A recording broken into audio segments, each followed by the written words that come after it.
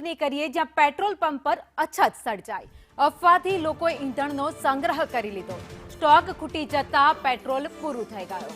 Stock ખૂટતા જનતા અત્યારે પરેશાન થઈ રહી છે. કેરબા અને ડ્રમ લઈને લોકો ત્યાં પેટ્રોલ ભરવા માટે ઉમટી પડ્યા હતા. રાત્રે 2 વાગ્યા સુધી પેટ્રોલ પંપ પર ઈંધણનું વિતરણ ચાલુ હતું. સરકાર પાસે પૂરતો જથ્થો હોવાનો સરકાર દાવો કરી રહી છે. તેમ છતાં પણ કેટલાક લોકો છે જે ખોટી અફવા ફેલાઈ રહ્યા છે, જેના કારણે વાહનોની લાંબી કતારો પેટ્રોલ પંપ ઉપર અત્યારે જોવા મળી રહી છે. પબ્લિકે એકદમ સ્ટોક કરવા માટે એમના વાહનમાં જ, બાકી બીજા કોઈ સાધનોમાં નહીં, પણ વાહનમાં જ ભરવા માટે ફૂલ એ લોકો કરાવવા માંડ્યા. અને જે 1 કે 2 લીટર કે 3 લીટર આવે એના બદલે ફૂલ કરાવવાના હિસાબે જે સ્ટોક હતો એ છેક સુધી અમે આપ્યો જ છે. અને કોઈ પણ જાતની અછત છે જ નહીં. અફવાના હિસાબે જ એ લોકો આવેલા.